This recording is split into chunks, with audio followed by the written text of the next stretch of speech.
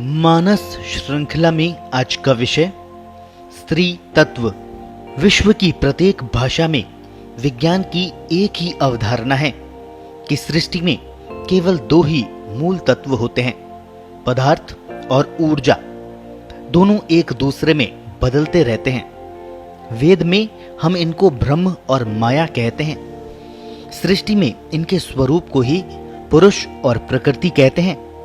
हम जिन्हें स्त्री पुरुष कहते हैं उनमें इन तत्वों की प्रधानता ही कारण है। स्त्री पुरुष किसी शरीर की संज्ञा नहीं है। शरीर नर नारी या मानव मानवी का है। नर हो या नारी, दोनों में ही स्त्रीण पौरुष गुण रहते हैं। इसीलिए सब अर्धनारीश्वर कहलाते हैं। हमारे दर्शन में जीवन दर्शन पुरुषार्थ रूप में बताया गया है। इसमें धर्म बुद्धि का विषय है, अर्थ शरीर से जुड़ा है। मन की इच्छाओं को काम कहते हैं तथा इन कामनाओं पर विजय पा लेना ही मोक्ष है। जीवन के मर्यादित स्वरूप को ही धर्म कहते हैं। अर्थ की कामना जब मर्यादित हो जाती है तब स्वतः ही मोक्षार्थी होने लगती है। व्यक्ति का पुरुष अंश सुख की तलाश करता है और स्त्रीण भाव शांति की कामना करता है। सुख चूंकि अस्थायी है, अर्थ से प्राप्त किया जा सकता है। शांति की धारा विपरीत दिशा में बहती है। प्रेम और समर्पण की धारा है। प्रेम में व्यक्ति की प्रधानता है। सुख पदार्थों पर टिका है। अर्थ सृष्टि पर आधारित है। लक्ष्मी को पूजा जाता है। शांति शब्द ब्रह्म यानी सरस्वती से प्राप्त होती है। वैसे तो अर्थ प्राप्ति के लिए भी मंत्रों की सहायता ली जाती है। मूल में दोनों एक ही सिद्धांत पर कार्य करते हैं। सुख शरीर के खारेपन की ओर दौड़ता है। शांति वाणी के मिठास पर टिकी होती है। यही माधुर्य प्रेम या भक्ति रूप में समर्पण कराता है। एक तत्व का दूसरे तत्व को समर्पित हो जाना ही सृष्टि में यज्ञ कहलाता है। सोम यदि अग्नि में जलने को, अपना अस्तित्व मिटाने को तैयार नहीं होगा तब निर्माण नहीं हो सकता। सृष्टि का नयापन उसकी निरंतरता का आधार है। इसका केंद्र है सोम। समर्पण ही सोम की पहचान है, उसकी परिभाषा है। चंद्रमा ही सोम है। सूर्य पत्नी है। सूर्य अग्नि है। पुरुष में अग्नि की बहुलता रहती है, स्त्री में सोम की। सूर्य चंद्रमा ही दोनों के शरीरों के उपादान कारण हैं। सूर्य से बुद्धि तथा चंद्रमा से मन का सीधा संबंध रहता है। कोई भी व्यक्ति नर या नारी अभ्यास के द्वारा स्वयं को बुद्धिजीवी अथवा मनस्वी बना सकता है। यही दर्शन का केंद्र है। बुद्धि में अहंकार होने से समर्पण भाव पैदा हो ही नहीं सकता। विरोधाभासी भाव है।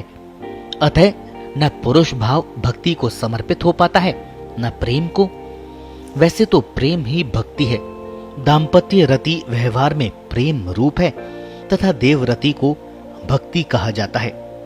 देवरति में प्रवेश के लिए दाम्पत्य रति अनिवार्य प्रतीत होती है। हमारी आश्रम व्यवस्था का आधार भी यही सिद्धांत है। गृहस्थ आश्रम में तो प्रवेश ही सोम आधारित है। ब्रह्मचर्य आश्रम ज्ञान प्रधान होने से अग्नि रूप प्रकृति और अहंकृति का निर्माण होता है। ये अग्नि भाव ही गृहस्थ आश्रम के सोम का उपयोग करके नया निर्माण करता है। यूं तो नारी को ही सौम्या कहा जाता है, किंतु निर्माण प्रक्रिया में प्रधानता अग्नि प्रधान रज की होती है। सोम प्रधान शुक्र उसमें समर्पित होता है, तब नया निर्माण होता है। गृहस्थ आश्रम के 25 वर्ष पूरे हो जाने पर माया का ये स्वरूप निवृत्त हो जाता है। वानप्रस्थ में माया का कार्य नर हृदय को सोममय बना देता है। वानप्रस्थ में माया का कार्य नर हृदय को सोममय बना देना होता है, ताकि वह भी समर्पित भाव सीखकर भक्ति की ओर अग्रसर हो सके। अब उसके पौरुष स्वरूप की अनिवार्यता नहीं रहती। कामनाओं के पार जाने का अभ्यास करना पड़ता है। अपने सोम को माधुर्य, समर्पण, स्नेह, करुणा को बढ़ाते जाना है। अपने पौरुष भाव के अहंकार को परिष्कृत करके स्त्रीण बनाना है।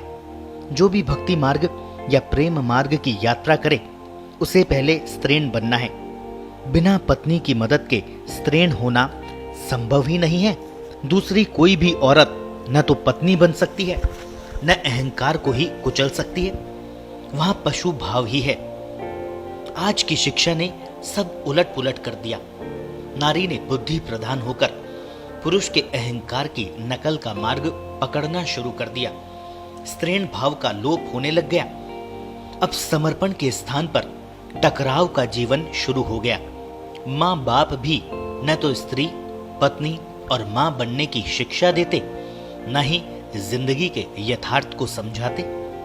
जिस बेटी के घर यानी ससुराल में कभी माँ बाप पानी नहीं पीते थे, आज झगड़ा होने पर विवाह विच्छेद की तुरंत सलाह देते हैं। झूठी शिकायतें पुलिस में दर्ज होती है और समझौते के नाम पर माँ बाप धन लेकर मौज उड़ाते हैं। बेटी के पति के साथ रहने का मानो किराया मांग रही हूं। बेटी के सुख की बजाय धन पर आंख टिकी रहती है। कौन सा नया व्यापार इस देश में शुरू हो गया? शिक्षित लड़की में पौरुष भाव की प्रधानता होने से पुरुष अधिक समय तक आकर्षित रह ही नहीं सकता। प्रकृति सिद्ध नियम है। स्त्री में पौरुष भाव के बलवान होने पर आने वाली संतान माधुर्य से शून्य ही होगी। अपराध की प्रवृत्ति अधिक होगी। माँ और बाप के मोक्ष या भक्ति मार्ग के दरवाजे तो स्वतः ही बंद हो जाते हैं। सुख के जीवन पार जाकर व्यक्ति संन्यास आश्रम में ईश्वर से जुड़कर शांति में प्रतिष्ठित होना चाहता है। इसकी एकमात्र शर्त है मीरा बन जाना। हर पुरुष को जिसे शांति की तलाश है उसे स्त्रीण बनना पड़ेगा। यही माया तब उसे ब्रह्म का साक्षात कराएगी। औरत सदा ही स्त्रीण रही है। नई औरत, शिक्षित औरत अपने पति को कभी स्त्रीण नहीं बना पाएगी। हाँ, प्रारब्ध की बात अलग है। अतः हम ये निष्कर्ष निकाल सकते हैं कि नई शिक्षा ने जीवन को भोग प्रधान बनाया और मोक्ष का मार्ग भी बंद कर दिया। दूसरी ओर व्यक्ति अंत समय तक गृहस्थ आश्रम से बाहर निकलना ही नहीं चाहता। कलयुग में माया के स्वरूप की प्रधानता बाकी देशों में तो पहले से ही व्याप्त हो चुकी है।